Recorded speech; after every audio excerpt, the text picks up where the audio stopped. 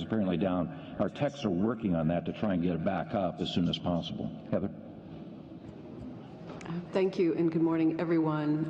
I would certainly agree that the reviews are an important stage to establish what needs adjusting and what kinds of things occurred with the current round being underway, and that would allow you then to set out any future program based on what you have learned and what you have found.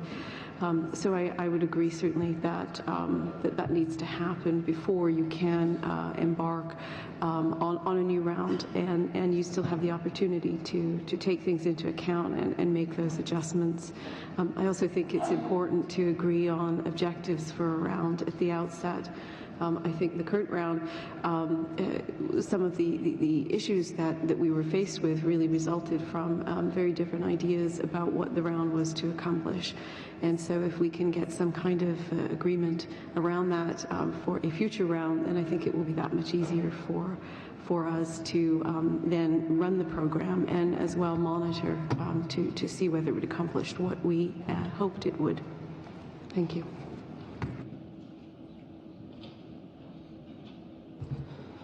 Thank you very much, Patrick Feldstrom, ESSAC. Instead of just repeating what we should do, I'm also going to talk about what we are doing.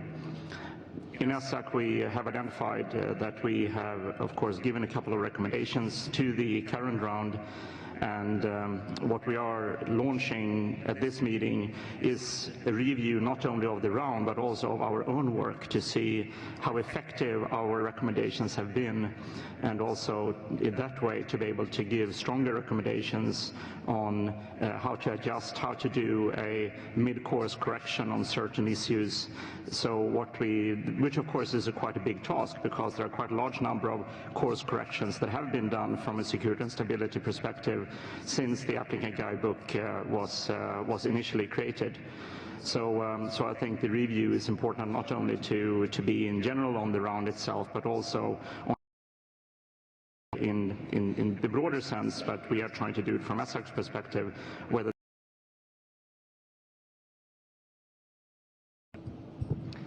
good morning, everyone.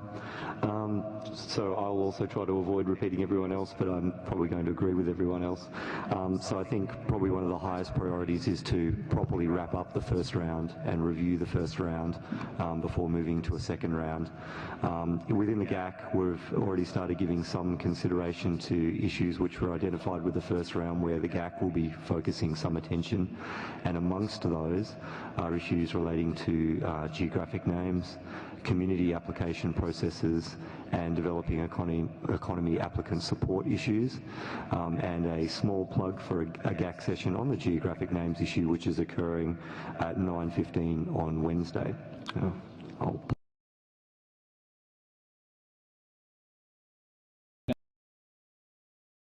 One thing I'd like to ask members of the panel, we have a lot of newcomers here, and although we're all familiar with the acronyms in GAC, if you can spell out exactly your organizations, that would be helpful.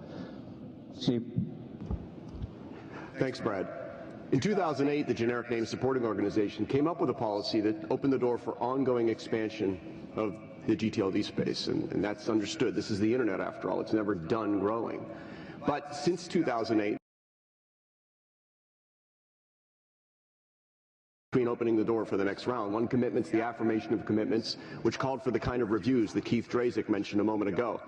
And our group, the commercial stakeholders group, worked within the GNSO and the ALAC to come up with metrics for those reviews, 70 of them, that helped us to ascertain whether it's really providing choice. Has it promoted consumer trust? Did it actually increase the competition we have among services?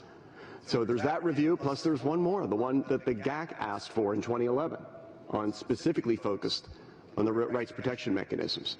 So the outcomes of those two reviews are likely to suggest changes in the process for application, evaluation, and the objection processes for subsequent rounds. And that would likely drive policy development process, right? So until those reviews are complete, we should not start the policy development process. And until the policies are done, we shouldn't start spamming the community with new versions of the applicant guidebook. So finally, I mean, I understand there's going to be pressure from applicants and contract parties, who want to get moving on the next round. But ICANN has commitments to honor first, the reviews and the improvements that serve the global public interest.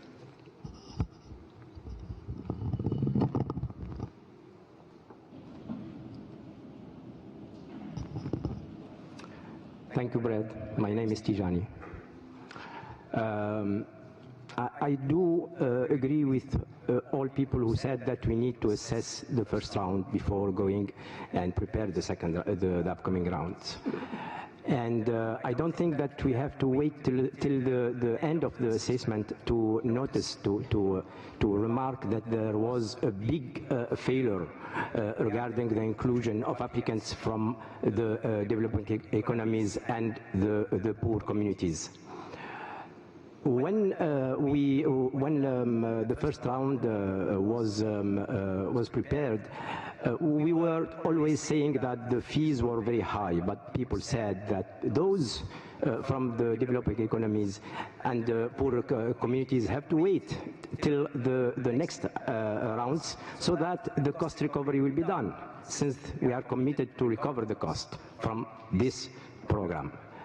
And the calculation was made on 500 applicants. We had 2,000. So now I don't think that someone can say we need cost recovery. What is what can we do for those applicants from the developing economies and the poor countries? I think that we need to give them the opportunity to participate in this program, and we need to give them how to say a privilege, and this can be done by, for example, dedicate the upcoming or the next round for them, knowing that the fees will be very, very, very low, since we don't have the cost recovery of the program. And it is not only about fees, it is about all set of measures that we have to prepare for this upcoming round to remediate to the failure I spoke about. Thank you.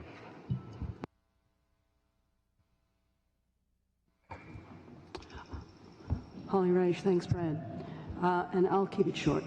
I do support the slowing down or stopping for a review of the whole process for a couple of reasons. One is a thing called the public interest commitments. This is a statement by the applicant that they will do what they say they're going to do. And whether or not it's enforceable was a matter that was asked during a board meeting at the last ICANN meeting, and when in the space of 1/2 hour we were told both that they're enforceable and they're not enforceable. And I would suggest we actually fix that. The second issue is the fact that there were only, in the end, 3 applications from developing countries. None of them were successful. So we need to understand what needs to be done and do it. Thanks. Yeah, thank you, Brad. Olivier Crapin-Leblon. I'm here with Uralo. I think that a lot has been said, and I'm not going to repeat everything that's been said, but certainly support some of the things I've just heard. Steve Del Bianco mentioned the evaluation of metrics, particularly important. It has to be done. It's one of these things that if we don't do that, then really what worth is there in having another round if we don't know if the first one is being actually successful and living up to what it's supposed to be doing. As far as community applications is concerned, it's an aberration that this current round works for those who have the deepest pockets. That encourages speculation. I'm not quite sure that speculation is in the public interest, and this organization has to work in the public interest. So these are the 2 main things, the main points I would say. The third one, of course, developing economies. The deepest pockets are not in the developing economies, and that imbalance needs to be redressed. Otherwise, we will see those critics of ICANN being able to go straight into this and say, well, ICANN just works as an organization to keep the first world in charge of everything. Thank you. Thanks. This is Leon Sanchez with Lacrello. Of course, I'm going to support what my fellow colleagues have said, and I would also like to add that, of course, ICANN needs to learn from its mistakes, and has to listen to community feedback and reflect this feedback in the applicant's guidebook. And we should also be looking at addressing, for example, some issues like intellectual property issues with regards to geographical indications, INGOs, NGOs that have raised serious issues, and maybe think of expanding the trademark clearinghouse scope to cover these issues as well. And well, of course, we need to be looking at the underrepresented communities, and as Olivier just said, not making it a thing of just how deep your pocket is, but also how deep is your need of incurring into the internet. Thanks.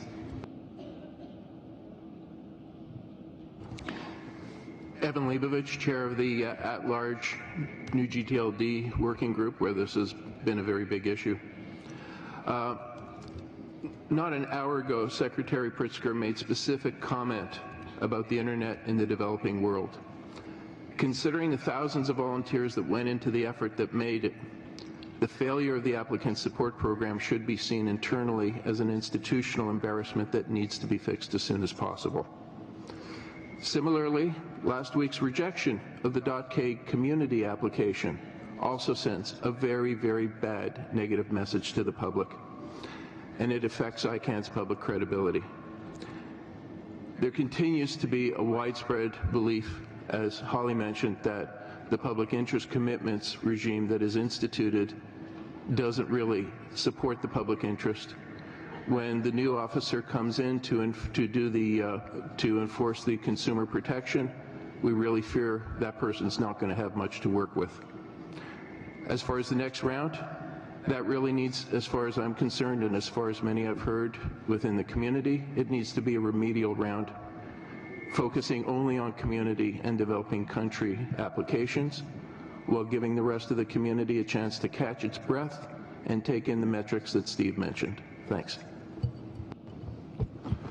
Michaela Nayland from the registrars. As we have, within the registrar stakeholder group, we are the voice of the registrars, those of us who run companies that sell domain names. From the first round, took a long time to get there. I mean, there was a lot of discussion, a lot of debate, and a lot of assumptions were made, and some of those assumptions were positive, some were negative. At this juncture, it would make a lot of sense to look back and see, were those assumptions true? Were they based on reality, or was it simply fear, uncertainty, doubt? If you're going to make policy decisions within ICANN or pretty much anywhere else, it needs to be done based on facts, not on assumptions, not on rumors, not on fear, uncertainty, and doubt. I mean, with respect to what several people have mentioned about underdeveloped countries, and access to funds and access to the new TLD program, I think in some ways that's a reflection of ICANN's inability to date to do a particularly good job with respect to making the world aware of new TLDs, which has an interesting segue to a topic which is going to be fairly hot at this meeting, that of universal acceptance. Universal acceptance, unfortunately, in many realms seems to be focused primarily on IDNs. In other words, an IDN TLD would be one which is using characters beyond the standard ASCII Latin texts. So you'd have IDNs could include all sorts of different character sets, Arabic, Chinese, Mandarin, etc. But the universal acceptance at this juncture, we're talking about people being able to sign up for services online using a new TLD email address. People being able to use a domain name quickly and easily, be that to create a link to an online resource or something else. And to date, that universal acceptance hasn't really been there. I mean, browsers support some TLDs, not all. Online applications, you have the same. And I've heard from both friends, colleagues, and others that you're trying to sign up online using a new TLD email address falls flat on its face. That's a practical, simple thing that needs to be addressed. And it goes again to this idea of making the world aware that it's beyond .com. Sorry, Keith. That TLDs can be a lot more than .com, that you can use TLDs in ways to bring all sorts of different communities, different types of content online, and give people access to that. I would disagree, of course, with some of the comments from Evan and people like that about using it as a remedial round. I think there's some fantastic opportunities that were missed in the first round that could be addressed. And I think a lot of the things like, say, the review mechanisms, the safeguards and all that, they need to be reviewed in light of reality, not in light of what people assumed previously. Thanks. Thank you, Brad. I'm Louis Lee, Chair of the Address Council of the ASO supporting the Address Supporting Organization. And as the Address Supporting Organization, we do not directly participate in the GTLD process. However, as community members, so we do individually participate as much as possible. I might invite that that the GTLD members do come to participate at our RIR meetings, the regional internet registries. We've seen issues where a registry or registrar may have trouble getting address space because of the way the policy is written, and they have come to rework the policies to make it useful for them. So we want to make sure that IP addresses are available to you when you need them, and when you as the GTLD grows. Thank you. I'm Lars-Johan Liemann. I'm one of the two co-chairs of the Root Server System Advisory Committee, RSAC. And we have a very narrow scope here within ICANN. We focus very narrowly on the security and stability and integrity of the root server system process, all the way from generating the zone data until it's published at the, so to speak, interface to our servers on the internet. And in preparation for the GTLD program, we took part in the root scaling study, and I would say that in preparation for the next round of GTLD delegations, we would like to sit down and take a look at the various properties and measurements that we discussed, and just verify that we're still operating well. We are. There is nothing to worry about that we know of, but just to maintain a check on that we're still on the curves that we predicted back then, and that we're operating well. But I see no reason for worry there. But that's the thing that we need to take into account when we go for the next round. Thank you. The Wi-Fi system is still down. They're apparently still working on that. We've got microphones, people with handheld microphones roaming around. We're not queuing up as we do in the public forum. So if you want a mic, you've got a comment or query, raise your hand and these folks will find you. Patrick, I wanted to throw a question at you. When the new G program was starting, prior to that first delegation, there was a great deal of concern voiced about security issues. Prior to that next round, where's SSAC at? Are there issues to be resolved in that arena that have not been? I think the correct answer at this point in time is we don't know.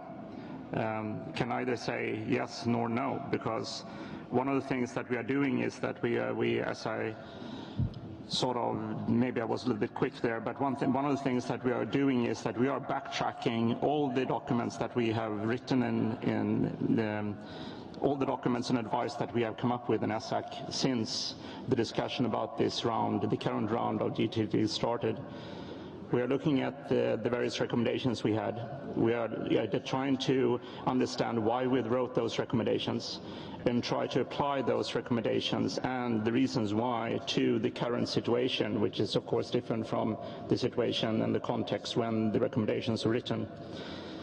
Then we are to identify whether the proposed recommendations did have the effect that we expected, and try to see whether that change or that correction that we identified was needed is still needed, and then try to see whether our recommendation is still one that needs to be applied, or whether also our recommendation needs to be applied because maybe it was the case that our recommendation was not clear enough, or it didn't have the effect that we wanted. So, and this of course has everything to do, everything from variants, trademark clearinghouse, internationalized domain names, namespace space collision, and like all the other topics that many of these other people around the table has talked about. So for example, regarding universal acceptance, there is one document related to that, and one advice that we have not yet published that has to do with the current line, that the current timetables say that we will be ready later this calendar year with that recommendation. Thank you. Okay, Keith? Okay, thanks, Brad. Keith Drazik. So I'm going to not respond to the security-related question, but more, I think, go to the point that while there are reviews required, and that those reviews will take time, it's not too early to start collecting data, identifying issues, concerns, possible fixes, that there's actually work that can be done starting now, should be done starting now, and I think there is work underway.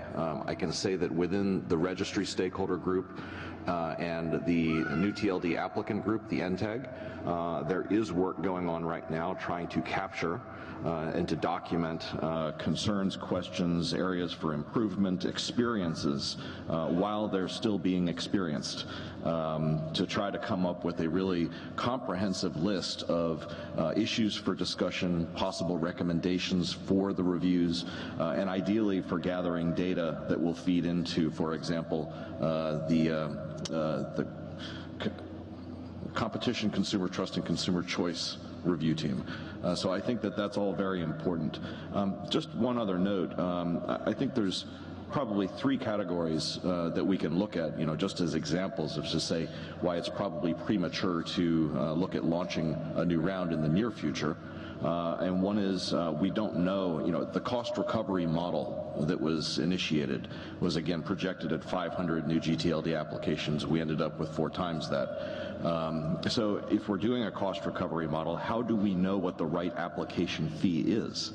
And we won't until we determine whether the costs were recovered, whether there was an excess of funds collected. So that's just one example of how do we right-size the application fees for another round based on the expenses experienced for this one. There's a question of ICANN's revenue stream and budgeting. Currently, I think it appears that ICANN, through the collection of the funds and application fees for this program, will end up with having some excess funds. How do we as a community determine what ICANN's appropriate budget should be for its, for conducting its coordination function and its narrow technical remit? In other words, I think we ought to be looking at determining as a community what ICANN's budget levels ought to be, and then back out and figure out what the application fees, and not just application fees, but the ongoing registry and registrar per domain fees ought to be in the right zone for ICANN's budgeting, its necessary budgeting.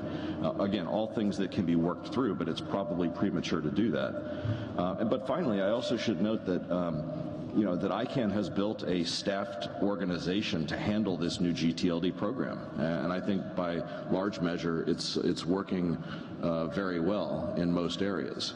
And so you don't want to lose the experience. If it's going to be a 2-year delay or a 2-year phase, then you don't want to lose the experience in the machine that you've built. But if it's going to be 4 years, you need to know that. So I think that that's a challenge that we recognize. So let me just wrap up by saying that this new GTLD program has been the biggest expansion of the DNS, or at least in the naming space, ever. And so we're going through some growing pains. We're learning a lot. I think it's reasonable to expect that these growing pains will exist. And now the question is, how do we deal with them? How do we adjust? How do we modify our approach moving forward to improve the program for the next round? Thanks. Thanks, Keith.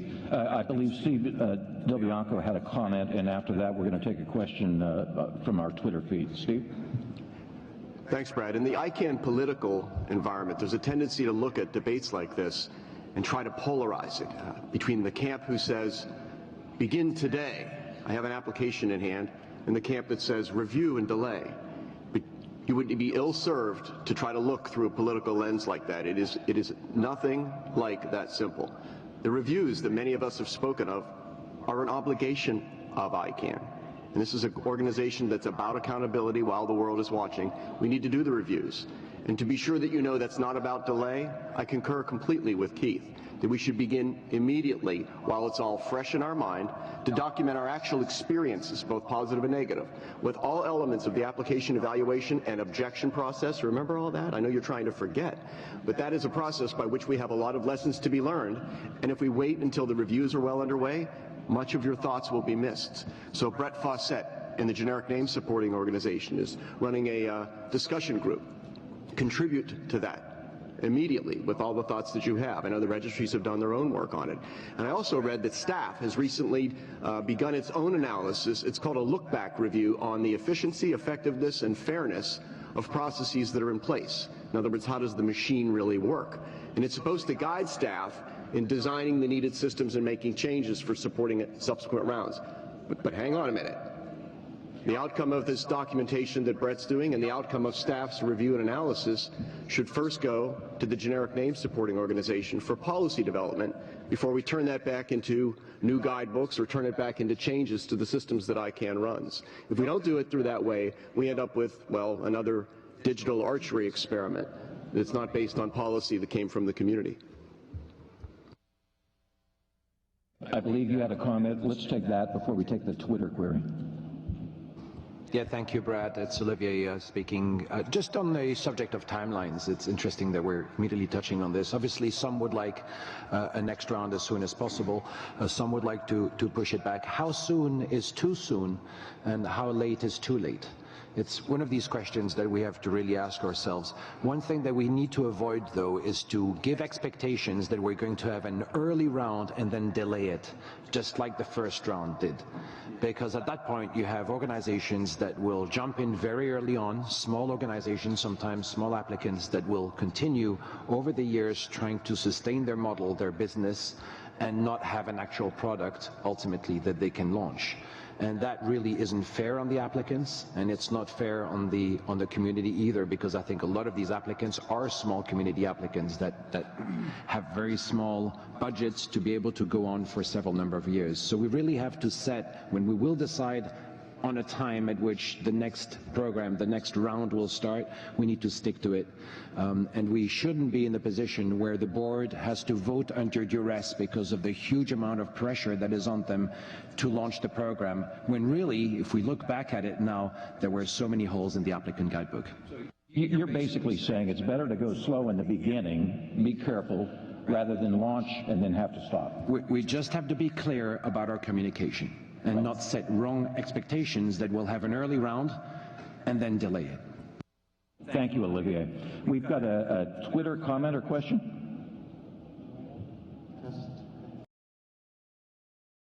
Has somehow managed to connect to not the Wi-Fi, but through some other means, so congratulations to him. Yes, is there any consideration to ensure the next round of GTLD applications include an accessibility standards component? Anybody? I think we're saying that's a very good point. I would suggest it's a valuable aspiration and an interest that should be served.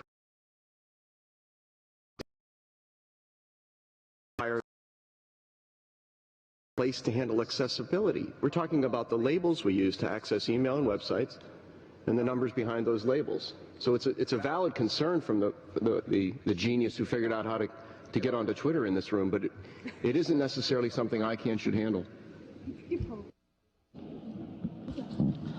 Yeah, to continue on the previous speaker, I think we need to separate the various standards organizations that are working with accessibility standards for various applications and standards protocols, like W3C for the World Wide Web Consortium for the web, etc., and the same for email clients and other kind of things, and the identifiers that we are dealing with here in ICANN.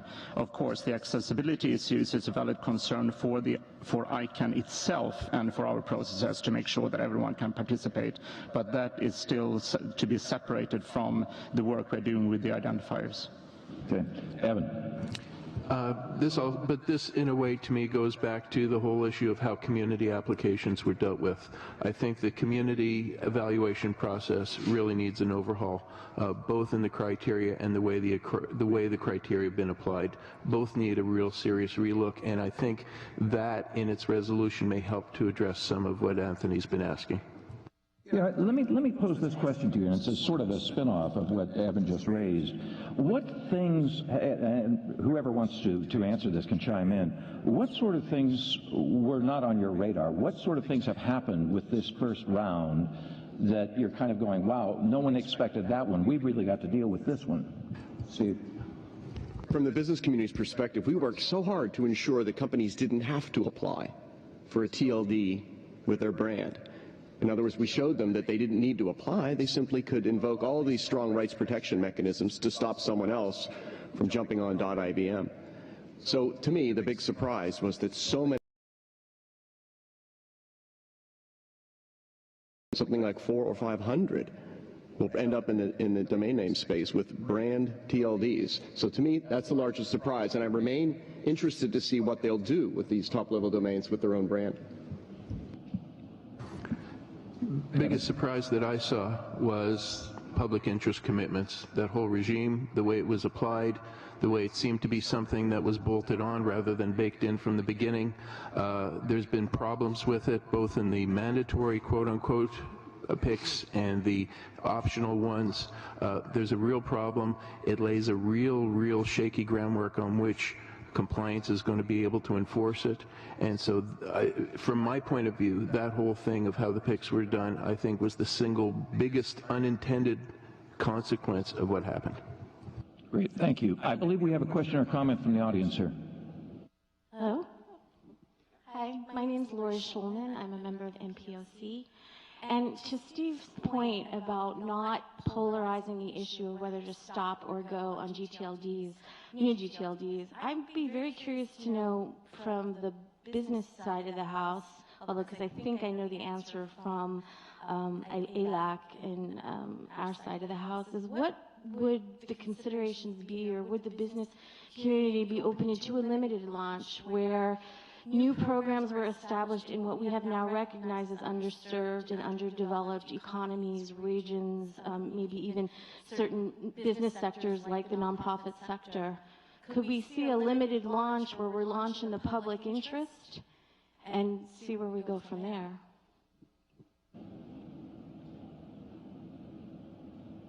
From the business community's point of view, early on, and early on might mean 7 years ago, the business constituency, part of this commercial stakeholders group, adopted a position that said ICANN should prioritize the community applicants, underserved, and in particular, internationalized domain names.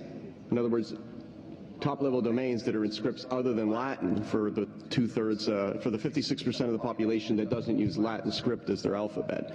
So we were completely on board with the idea of trying to come up with a targeted way of serving the communities that were underserved with the current top-level domain space. I still think that is a valid position, and yet in many respects that ship has sailed. And here's why I suggest that. There are plenty of businesses that wish they had applied for a brand, communities that wish they had applied. The remedial round that Evan spoke of, there is so much pressure now that it will be difficult to confine a specialized new round when others will claim that they have just as legitimate a right to get into that round. So I do think the reviews are necessary. We can do them as quickly as we can, but I don't see how it makes sense to do an immediate small round unless we can properly constrain that to communities in need. I believe we have a question over here. Thank you, Christina Rosette, IPC, but speaking in my personal capacity. I feel fairly strongly that the entire Module 3 of the applicant guidebook needs an overhaul. That covers objections and dispute resolution.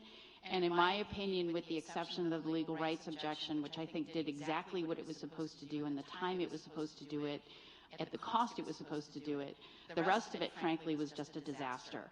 I don't think the community, I know I certainly didn't anticipate the latitude and some of the, frankly, bizarre results that we would see from the panel's interpretation of the criteria for the various objections. And with the disclosure that I was counsel for Patagonia, I think we really need to rethink the independent objector. And if we're going to keep it, we need to make sure that there's an opportunity for applicants against whom he has filed objections to be able to raise and have addressed the conflict of interest issue without having to spend $200,000 to litigate an objection. Question, comment from anyone? Let me ask you this. We're always walking a balance. There's a great deal of eagerness. As a point person for journalists, I get a lot of journalists constantly and forever asking me, when is the next round going to start? When is the next round going to start? Sort of spinning off what Olivier said, I take it there's pretty much unanimity on this panel that we need to go slow, we need to be careful. But with so much interest, can you be too slow? Michele. I think somebody else kind of mentioned this already. It's not a question of speed, it's a question of expectations.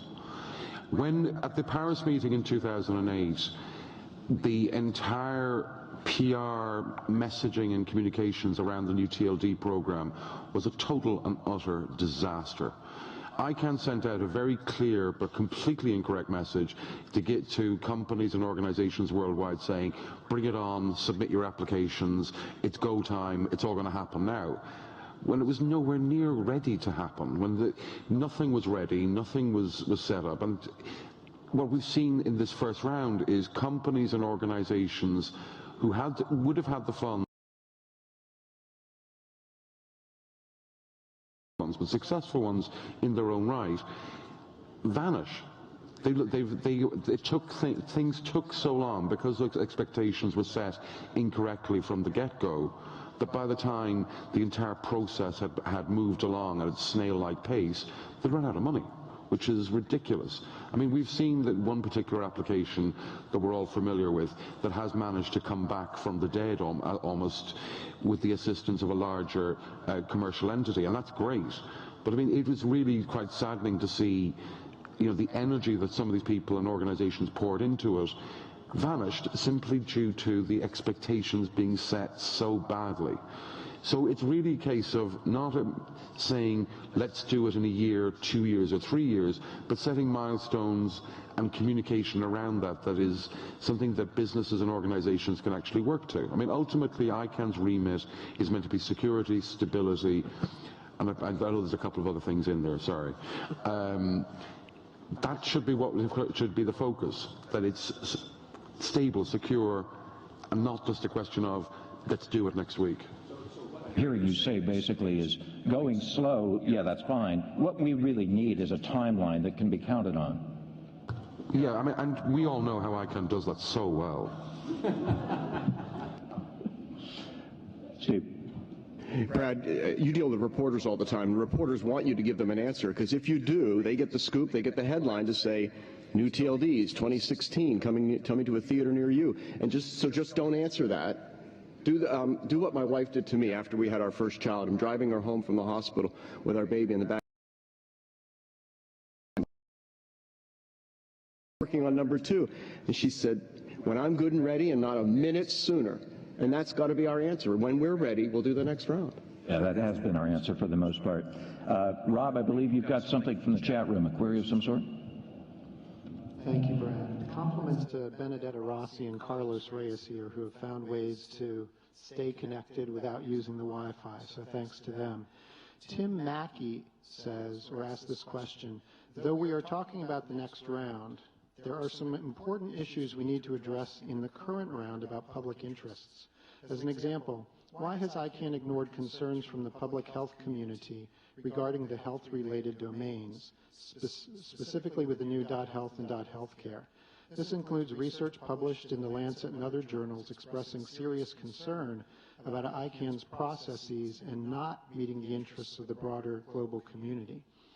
Though the WHO, WMA, and others have sent letters to ICANN, they have been ignored. Why is this not on the ICANN agenda? And you may have folks answer that in the context of the next round as well. Thank you.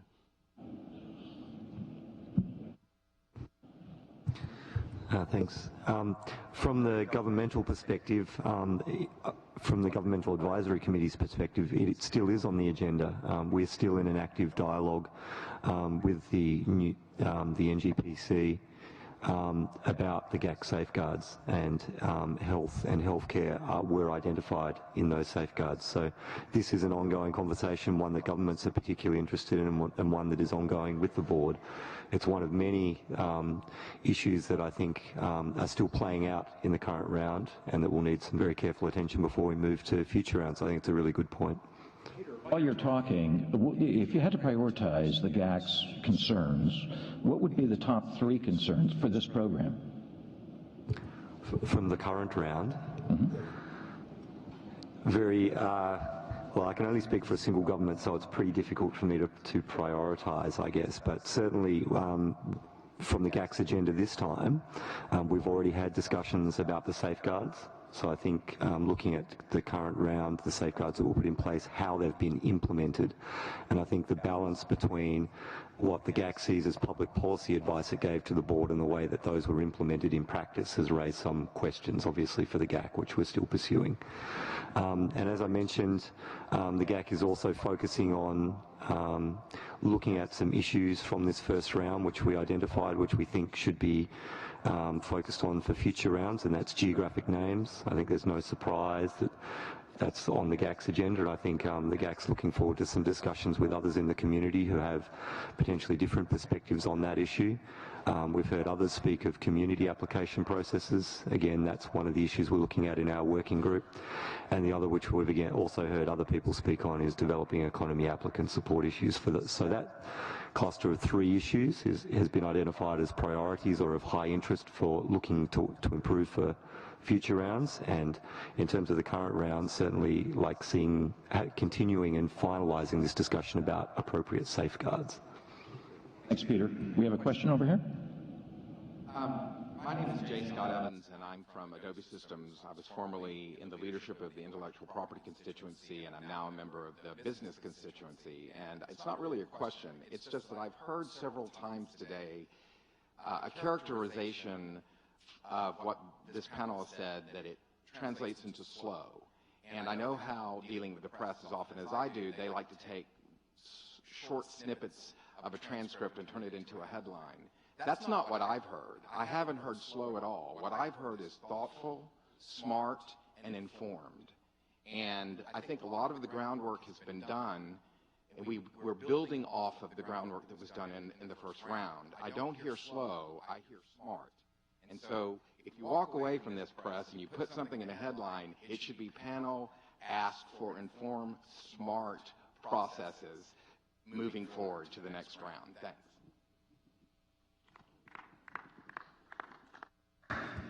And I would add realistic to that as well. We are sometimes not realistic about our timelines. We set the timeline and then find out that the work is huge. Maybe we should first look at what work we have to do, and then we set a realistic timeline. And I think we have a question over here. Thank you. My name is Aubrey Doria. I'm a member of the NCSG, but in this case I'm speaking in the context of someone that was a consultant for one of the community applicants, specifically .gay. When we were putting together the program, we talked about supportive communities. We, as was mentioned up there, we made the fact that we wanted communities to apply. Instead, what we ended up doing through the variety of the applicant guidebooks was create a system that was actually punitive to communities. And part of it is geared among this whole incredible paranoia we have formed of someone will game the system.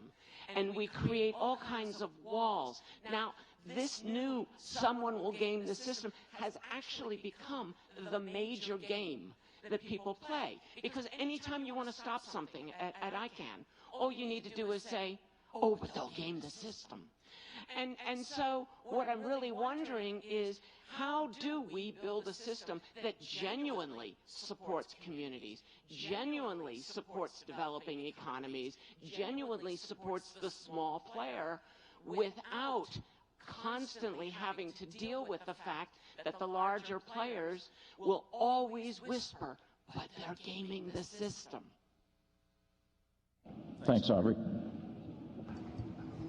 I think part of this goes to the issue of what another speaker said about, Module 3 of the applicant guidebook needs to be revised. I think if you look at the way that the .gay community application was handled, the way the applicant support, they were done by the book. There wasn't anything in the process that was done incorrectly. So we're arguing, I guess, that the process itself was bad. And so one thing the community has to ask itself is to what extent it's willing to go back into the applicant guidebook and redo significant portions of that based on the experiences we've had. Depending on who I talk to, either it's, well, the AG is sacrosanct and you can't touch it and we're just going to tweak it before we move on, or it needs significant more work. This is a conversation the community has to have, because there are some parts of the AG that need a revisit, I think, before we go forward. Okay, thank you. Keith Drazek.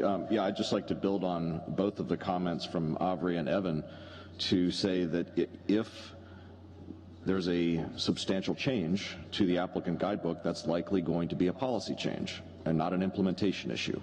And that means that a PDP will be required, a full-blown PDP. If you're talking about an entire module of the applicant guidebook, that's going to take some time, and I think people need to be prepared for that. I'm not going to sit here and say it should be only tweaks or it should be a complete redo, because I don't think we have enough information from where I sit, and I think speaking for the registries and the applicants today, I don't think we have enough information to make a decision there, but we need to start that conversation. We need to start discussing it and getting the issues on the table so we can start the work that can be done now. Thanks. Thanks, Keith. Michele. Thanks. I mean, this entire thing around both the applicants and other members of the community, I mean, we've seen this coming up in relation to registrars and underserved regions. I think that we have to get the balance right between removing unnecessary and kind of pointless barriers to entry and retaining stability and retaining a level playing field. It's not an easy thing to do, and I don't think anybody is pretending that it is, but you cannot have a situation arise whereby I as a dirty, filthy European registrar, go off and abuse a loophole within the system that is meant to benefit an entrepreneur from a developing economy. And that is not what that kind of situation should allow for.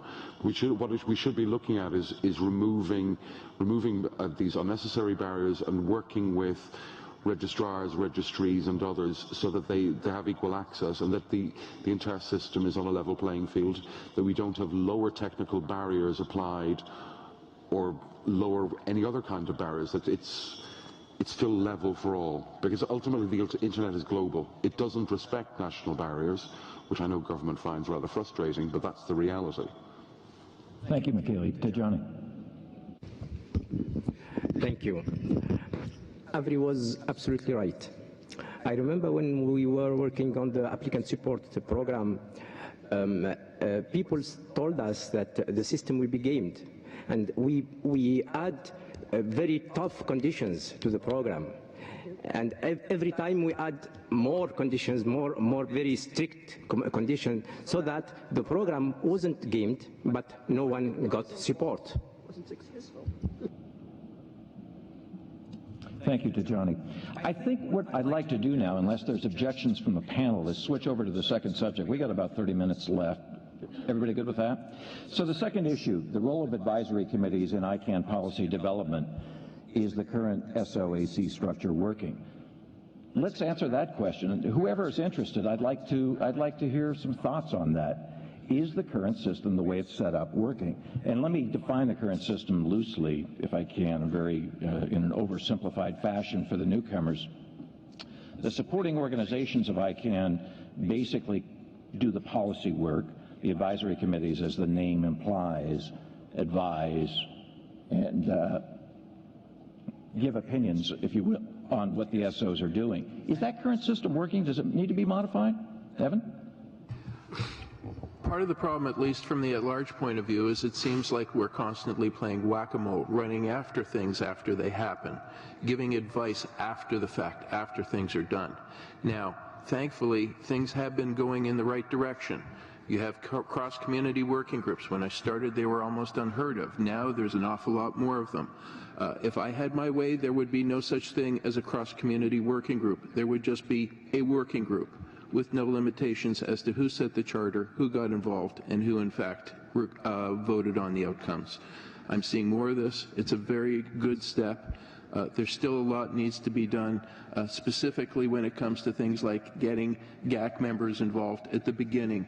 There's an awful lot of problems that I've seen happen within ICANN, everything from public interest commitments, as we've seen before, to other things, IGOs, NGOs, and so on, that might have been addressed a whole lot more easily at the beginning of the policy development rather than tacked on afterwards. So the challenge here is making sure that the ACs, not just ALAC, not just GAC, all the ACs, have an opportunity to get involved to whatever extent they want, not just afterwards commenting and giving advice after the fact, but getting involved in every stage of the development.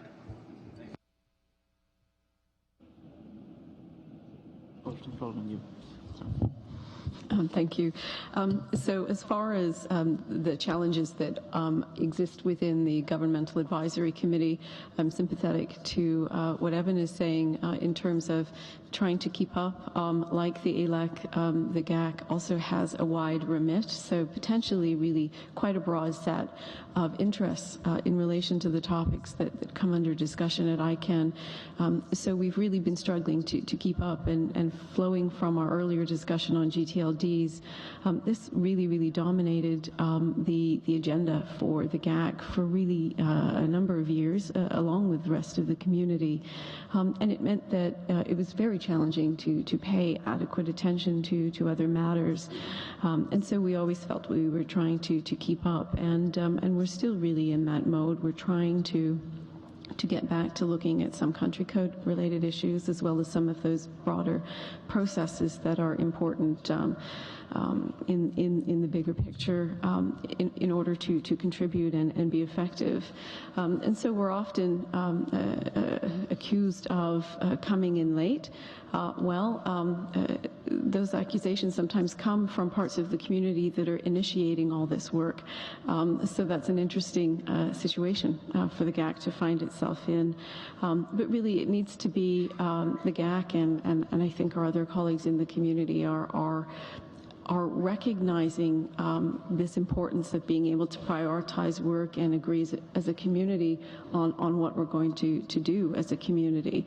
And I think if there's going to be another GTLD program contemplated, then there needs to be really agreement that yes, now the community is going to focus on doing that, and it's going to be very hard to really take on other big activities at the same time. And when we're faced with this kind of workload, it limits the ability for the GAC to communicate about itself and explain itself. Though we now have really all of our meetings open, apart from when we finalize our negotiated document at the end of the face-to-face meetings we have here at ICANN, we're starting to have open forums and really look at ways to explain ourselves and our working methods and so on. I'm not sure that the way governments work and the way the GAC works is really well understood. And so we are still met with requests to come and join working groups and so on. And again, that's very difficult for us in terms of how we're organized. We're organized so that we meet as in plenary, having our full membership there in order to agree to outcomes. And so there is a bit of a difference in how we work relative to other parts of the community. In terms of things that we're doing to try and engage a government perspective earlier in the process. We've been working very hard through the leadership of Manal Ismail from from Egypt, working with the chair of the GNSO Council, Jonathan Robinson, to address communication issues as well as how to prioritize and how they can assist us and how we can assist ourselves, frankly, within the GAC in becoming engaged earlier on in those processes. But this is still a very challenging thing to do, and there's a lot of commitment, I think, to making that work. But it is very challenging. So those are pressures that I see working on us, and I think other parts of the community as well. And we would really be doing ourselves a disservice to not acknowledge where there's need for improvement. Heather, let me ask you a quick follow-up question, and then we'll take Patrick's comment or question. Because of the way governments function, which you mentioned, the fact that a GAC rep may have to talk to their respective ministry about something, that sort of system of going back and conferring and whatnot, that strikes me as a terribly difficult thing to overcome, that communication channeling that is so prevalent inside GAC. What's the fix on that? Is there one? Well, it helps if we know in advance what's going to be discussed, what exactly we're meant to accomplish at a particular meeting, having those documents in advance, but also having analysis done of the work underway from a public policy perspective. So a lot of the information we see is undifferentiated. There's a strong impulse to send links to each other and to send documents to each other, and that's just like a wall of information to your average representative, who is usually very overworked and has, in some cases, major responsibilities in other related areas, but not on this file specifically. So they're contending with that at home, and because of the broad remit of the GAC and the kinds of issues that come up, it means that they have to go back and seek expertise from a variety of departments, not just their own department.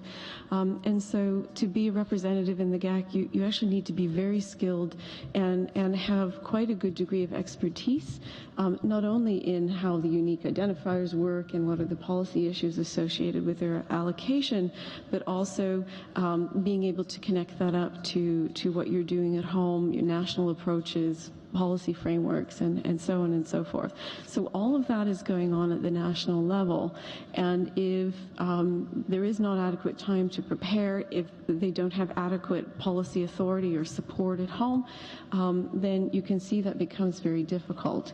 At the same time, the GAC has grown enormously, and governments can usually come to consensus on just about anything, provided there's adequate time.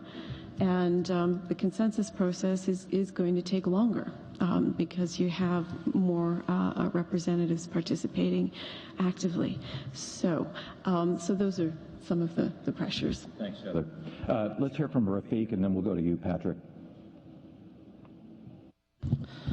So I just want to, it was pretty easy to actually be after Heather, because I want to point out that not only GAC have this issue of first being able to gather what the view is in the advisory committee as a whole before you actually can make a statement. It's the same thing with ESSAC.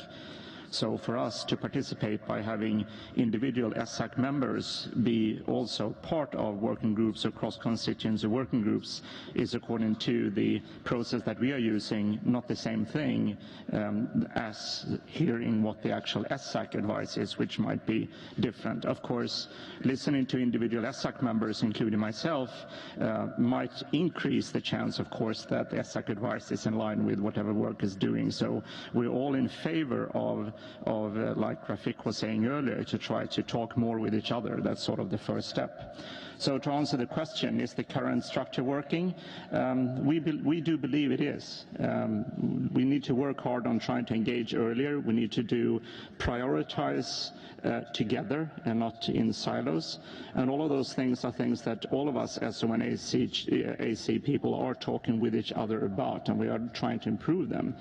So yes, of course, there are various issues, and Heather mentioned some of them. We don't have to go through the long list that we have together. But I think if it is the case that we include the ability to adopt and fix those problems, I think the answer to your question is absolutely yes. I do not see any reason to sort of start to do a major rework on the current situation. Thanks, Patrick. Rafiq? Thanks. So I guess one of the issues, there are concern about that there is kind of parallel process coming from the GAG. But I'm trying here to understand what can be done. So the GNSO, there was that group between GNSO and the GAG, and trying maybe to have a liaison so you get this kind of early warning. However, from an experience I had when I was the co-chair of the working group and support applicant support from developing country. One of the issues I saw that we got some members from the GAG that to be in the working group, but they couldn't be involved so actively. So what we can, I mean, you know, in terms of policy, there are a lot of work is done through working groups. So what can be done to get more GAG members to be active there, understanding and acknowledging that they cannot really represent the GAG as a structure, but probably maybe on their own behalf. So, I mean, that's more question to Heather. So, what can be done in that? Thanks, Rafiq. Keith? Hey, thank you, Keith Drazik. So, I think a direct answer to the question on the screen is yes, I think the structure is working, but it can be made more efficient and more effective. And I think the questions about, you know, well, what is it that we need to do? And I think one is more effective prioritization of ICANN's work by the community. I think to the points that have been raised about having time and having the ability to understand what's going to be discussed and what the urgent issues are, I think we as a community can do a better job of working together, whether it's at the leadership level or among our groups, to prioritize the work that matters to us all. We'll always have individual work streams that we'll need to address, but I think there needs to be better cooperation and communication among the community sectors or groups to identify what are the top priorities to all of us. I think the reference to that, I think it was Evan made to the fact that there is more cross-community interaction today than there was 2 years ago or 3 years ago and certainly 5 years ago, I think is a very positive thing and certainly a step in the right direction. So I think that things are better now, I think, in this question or in this context than they were a few years ago. And I should note that over the last year, the Supporting Organization, Advisory Committee, Stakeholder Group, and Constituency leaders have had regular monthly teleconferences with Fadi and his senior staff. And I think those interactions have been extremely valuable. I think they have helped us to in some way break down the silos or to have better communication, not just from the community with ICANN, but actually among the community. So I think that all that's very positive. I think we're on the right track. More can be done, but you know, we should thank Fadi for making the effort to invite the leaders together to have these regular sessions, and I think it's something we can build on. Thanks. Thanks, Keith. Holly? Thank you. First, I'd like to remind people what the Secretary Pritzker said this morning, which is citizens are part of the multi-stakeholder model, so I think that's us. And I'd also like to support what Evan had to say, which is essentially we have to be part of the process from day one. We have to be writing the charter questions or helping to write the charter questions, helping in the debates, because it's too late when you've got a final report of 40, 50, 60 pages. Nobody wants to rewrite that. So we have to have the time and the resources to do that, and we have to make the commitment to do it ourselves. The bad example, I think, was the new GTLDs, and there are plenty of examples we've talked about earlier about what went wrong. I think a good example, Patrick, is Patrick coming to talk to us, to bringing a draft document saying, what do you think? I'd like to applaud that. We had the opportunity to say, great to see you, and by the way, you've written for 3 audiences and you've so many acronyms that we all know and love, but nobody else will. It was a useful dialogue, and he's promised to continue to talk, and so have we. I think there are some practical things about early participation. I think there are also some minor things, but they actually loom large for this community. Things like getting visas early, because a lot of our members do not live in a place where it's easy to get a visa to go somewhere, and we have difficulty. Travel arrangements are also difficult for some people. And I have to say, for the Asia Pacific region, I'm really sick of having meetings at 1 o'clock, 2 o'clock, 3 o'clock, and 4 o'clock in the morning. Can we rotate times, please? Thank you. Thanks, Holly. Steve. Thanks. I can understand why we want to organize and categorize in order to accommodate all the stakeholders on this planet. It's a natural tendency. And that's driven us into a structure of ACs, advisory committees, and SOs, stakeholder organizations. But for the business community, it's actually completely inapplicable to designate the business community with the little 3 letters that are on the front of this name card, CSG. Does anybody know what that is? It means Commercial Stakeholders Group. So one SO, the Commercial Stakeholders Group, is supposed to be an organization representing diverse business interests, but it isn't an organization at all. It was merely a label we came up with 4 or 5 years ago in the GNSO restructuring. It was a label for the 3 existing business communities: the business constituency, looking out for registrants and users; the intellectual property constituency, looking to protect customers and brands from counterfeit goods and trademark infringement; and the internet service providers and connectivity providers, your telco and cable companies, delivering services, resolving through most of your DNS services. So these are diverse interests. It's not likely that cable and telco, an ISP, is going to view an ICANN policy question through the same lens as a business looking to make the internet safe, reliable, and secure for our employees and customers. And that includes making sure that a user looking for Adobe software doesn't end up at a counterfeit software site, or that an email from Wells Fargo doesn't end up at a phishing site. This is about protecting our customers, but we rarely see the world through exactly the same lens. So I feel we have shortchanged the multi-stakeholder model by trying to create labels for things that, well, I guess those things go together. They're more alike. And creating a label where there is no organization and there is no presumed alignment of interests. There often is, but I think it's a mistake to try to box people into categories so that we can simplify our org chart, because it doesn't simplify the problems that business face in dealing with the internet today. Thanks, Steve. I think we have a tweet.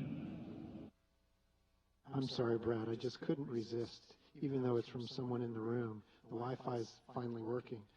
Aubrey tweets, @Aubrey tweets, ICANN needs advice on human rights, which are impacted by all policies.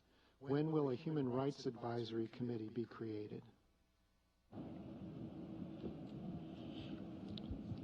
Let's broaden out that question a little bit. Let's deal with the whole issue of human rights. Are there serious concerns among any of the groups, any of the committees, SOs? Michele?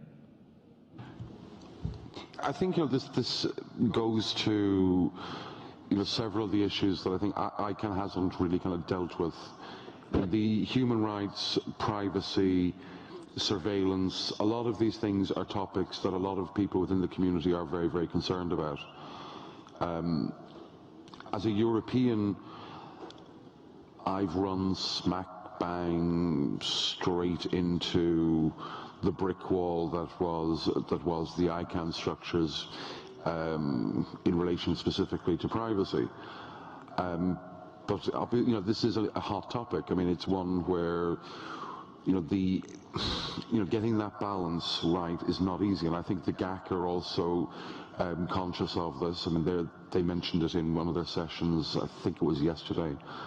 I think whether ICANN should have a specific role that expands beyond its core remit or not is going to be the problem. I mean, how do you address some of these issues without expanding it or giving the perception of expansion? I mean, it was interesting in Fadi's speech this morning where he tried to kind of draw that line between what ICANN can do and what ICANN shouldn't be doing.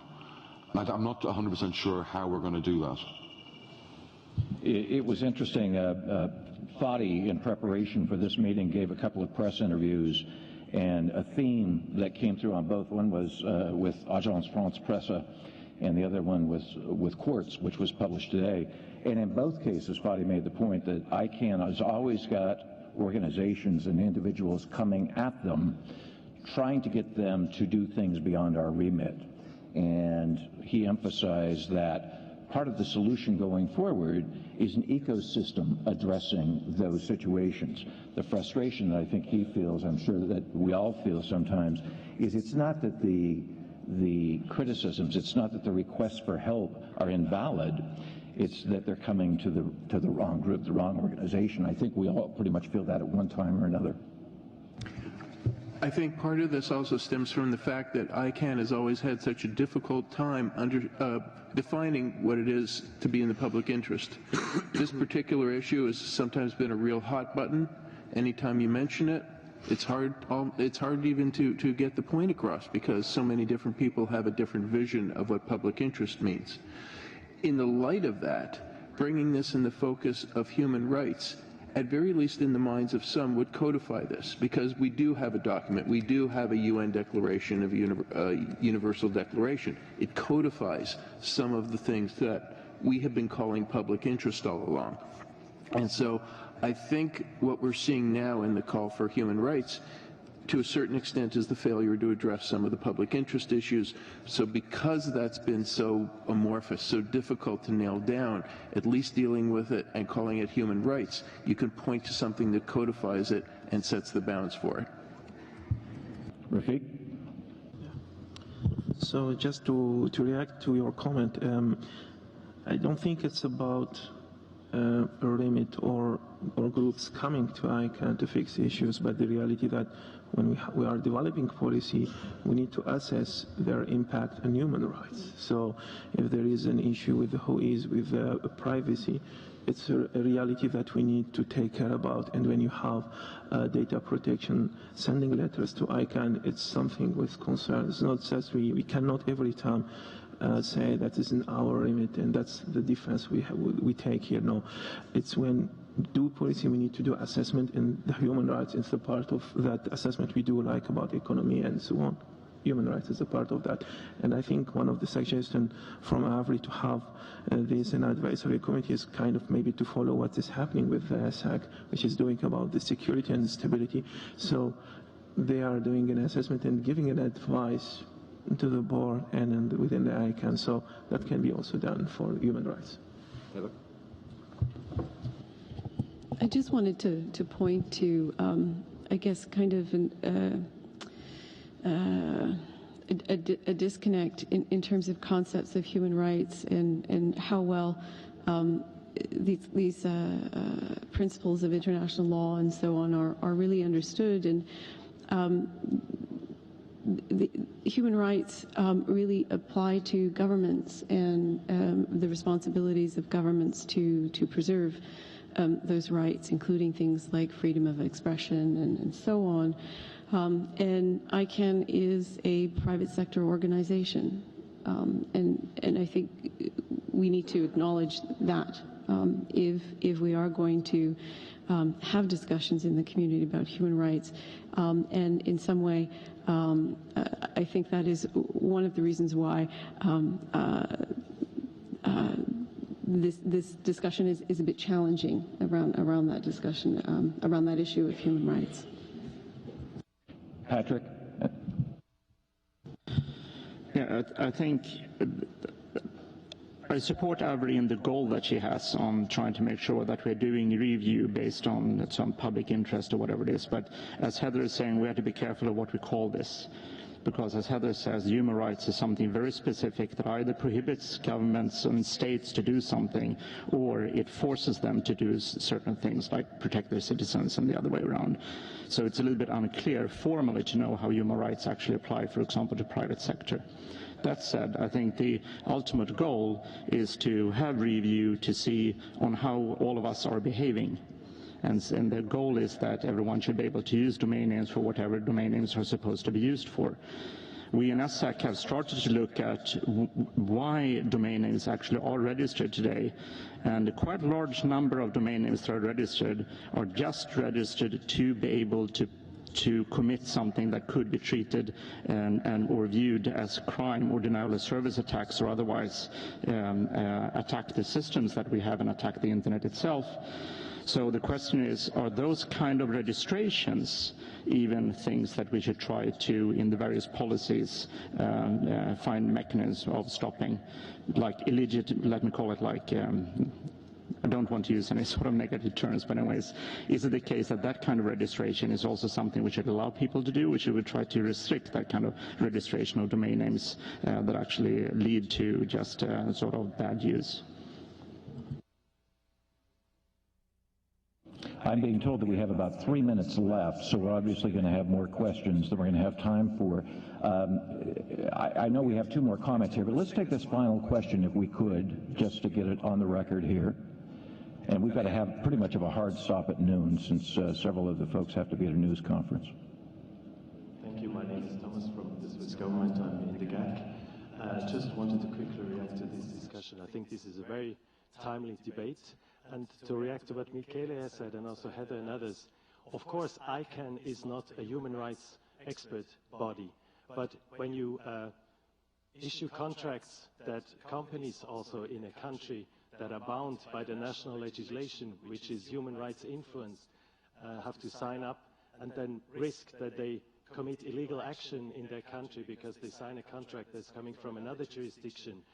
This is why it's important to deal with human rights or with international implementation of human rights in the beginning of the process, to make sure that you don't bring clients or businesses in a situation where they, at the end of the chain, are faced with situations which are also much more inefficient to tackle with at the end of the chain, to ask for waivers and so on and so forth, to be able to follow your national law. So I think it is in the interest of all of us to make sure that international law, including human rights law, is followed from the beginning, because otherwise it's much more expensive and cumbersome to try and fix the system from the end of the chain. Thank you very much.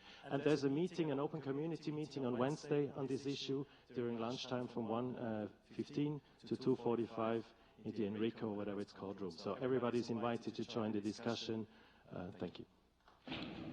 Thank you very much. Heather has a quick comment, then we're going to bring this to a close, but we want the conversation to keep going. Keep the tweets going. Again, they're going to be part of the record. Keep talking in the chat room. It's all going to be part of the record. We want the conversation to keep going, even though it may end in this room. Heather? In the current round of the GTLD program, as many here will know, the GAC was given a very particular operational role as part of the program, so delivering on a piece of the program by giving advice on controversial and sensitive top-level domains.